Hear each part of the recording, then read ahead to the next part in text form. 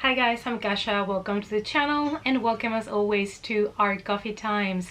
Finally, after this movie being released in selected theaters, it has finally seen the light on Netflix, and I was extremely excited today to be able to finally check out Army of the Dead. It's coffee time. This movie was actually announced in 2007, but it ended up kind of in a limbo on Warner Bros. Until in 2009, Netflix bought the rights to the movie and they got Zack Snyder to direct this film, and that's when I actually first heard of the movie and got really excited about this because I really love to see the cast that they picked for this film, and my expectations were kind of high. We're going to be quickly talking about the movie spoiler free as always. If you're new here and you love horror and movies and collectibles, please consider subscribing to the Coffee Times before you leave, and also hit the notification bell. Army of the Dead is an ambitious American zombie heist film directed by Zack Snyder.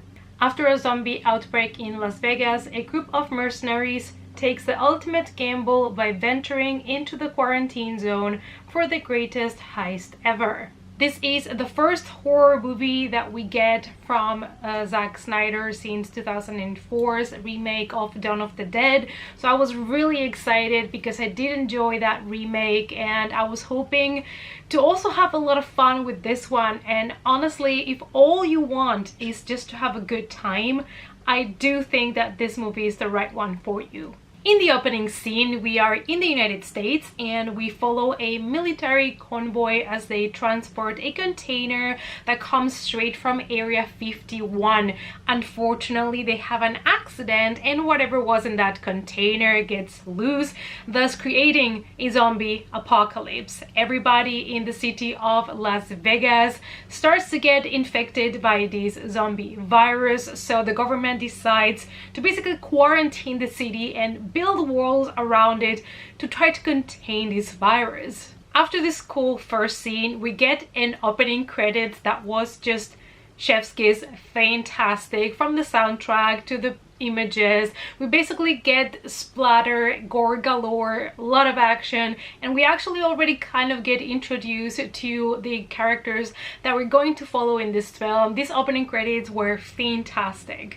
So because the military is unable to contain the virus and they don't want to risk the virus spreading behind the walls of Las Vegas, they decide to use a nuclear weapon to destroy the city. But before they do that, one of the owners of the casinos contacts Scott Ward, played by Dave Bautista. He is a former mercenary and he makes him an offer. They're gonna pay him a large amount of money if he puts together a group of people in order to go to the vault and take the money out of there, because they have 200 million in that vault, so the casino owner obviously wants his money back. So he puts together one of the greatest teams I've ever seen. They are all so different, not only on the looks but on the talents, and I absolutely love this group of people. One of my favorite ones was the pilot. Absolutely loved her. Basically, you're looking here into 2 hours and 28 minutes of a lot of action-packed zombie content, and it felt a lot of times like a video game. We have a wasteland, we have a lot of like shooting and gore and splatter, and to be honest, recently I have been playing a lot of Borderlands again, and it gave me kind of those vibes, because also the group of mercenaries are all so different and they all have their own type of weapons and their own type of talents. Some of the shots, they were kind of like in a video game, so I think part of why I really enjoy this film is because all the action-packed bits kind of reminded me to a super fun video game. Another thing that I really enjoyed in this film is that we get to see different types of zombies. We're gonna have those super slow zombies that are very dumb. We have other ones that are running really fast and seem to be a little bit smarter. And then we have the alphas, which is zombies that have kind of evolved and have developed their own like society in a way, and they have their own rules and everything, and I thought that was really cool. They really look badass. So there's a lot for you to expect from them. Now, the film did not bring anything extremely like fresh, exciting, original when it comes to the genre. I think, you know, the zombie genre has been extremely overdone at this point, especially after the success of The Walking Dead. We started getting zombie shows and zombie movies left and right, and I think it's a little bit overdone, but I still enjoy myself a good zombie movie. I have to admit that I never have seen a zombie movie in which they combine you know, the horror of the zombies together with the money heist, which is something super typical for like your action movie, and it was really nice to see those two things merging together, and it worked so well in this film. And I think it's also part of the fun of it, because you have these group of people that are putting their lives in danger just to get money, when basically they're living in a zombie apocalypse where money might not always be, you know, the thing that you want to go for, but you probably just want to pack on weapons and food, even though the apocalypse so far has been contained only to Las Vegas. But still, in a zombie apocalypse movie, you feel like money would be the least of their worries. One of the things that felt kind of too close to home since, you know, 2020 happened is in the movie at the beginning, one of the ways they have to figure out if somebody has the virus is they check with this machine in your forehead your temperature. And that is something that they did here, or still do, when you want to go to the doctor.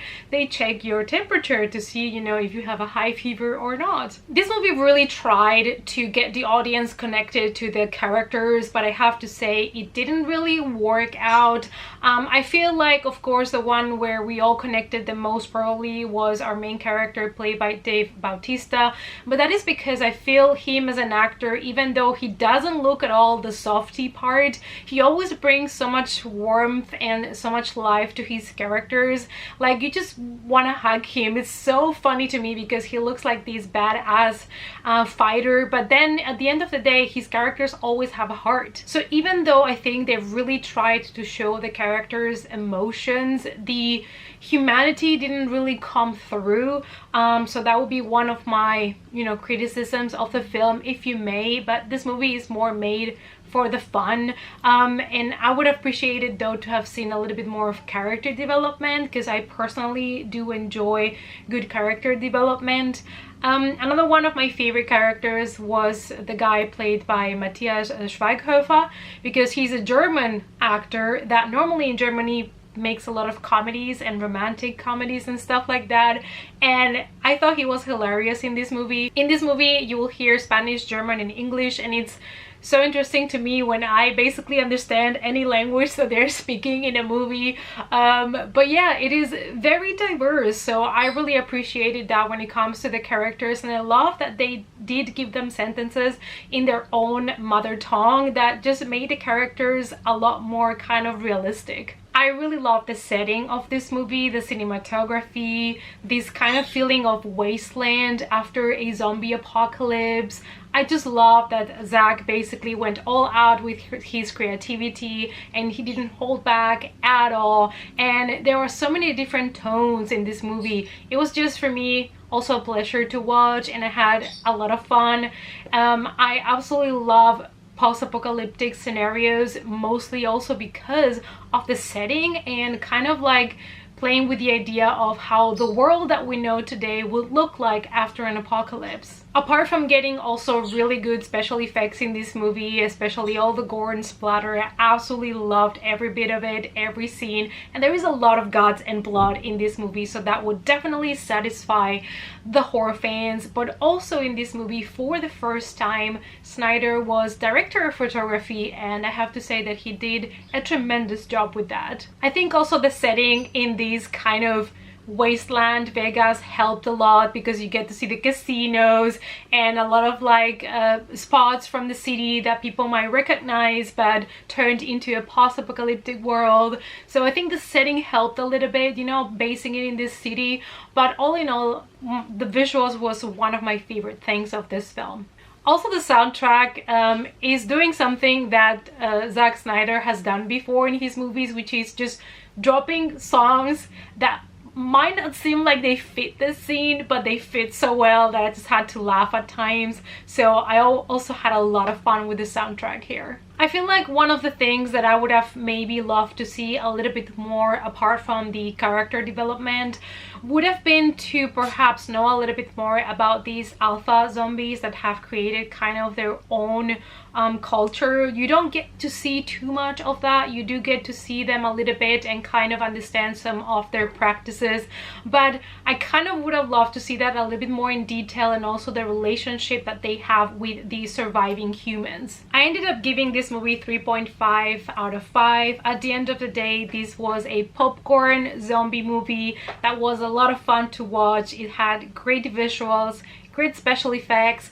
Even though the emotional part of the characters didn't land all the time, they tried to give us a story for all of the characters to get the viewers to connect with them, and I still enjoyed some of the characters a lot. I had a lot of fun with them, and I think this movie is just there for people to have a lot of fun. Horror in the recent years is trying to be a little bit more intelligent, going more into the metaphors, utilizing things like you know, mental health, and going more into the psychological part of things. And sometimes we just need a plain fun gore splatter movie, and that is exactly what you're gonna get here. The movie is just a wild ride, and it doesn't have a deeper meaning or purpose. We're just seeing humans struggling in the aftermath of a catastrophe, and that is basically where you're gonna get a zombie apocalypse movie. But I just love that you get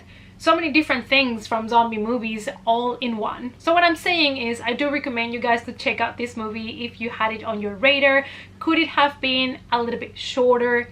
Yes, it could have, but still the pacing didn't really bother me. I still was entertained throughout the whole film. I think all of the different characters really helped to keep me engaged with the film. Let me know down below if you guys have already checked it out, if you are, you know, hoping to check it out when you get home today. And yeah, let's talk about it in the comments. Thanks so much, you guys, for watching. Please give the video a big thumbs up for support, and I hope to see you all guys as always in our next coffee time. Bye.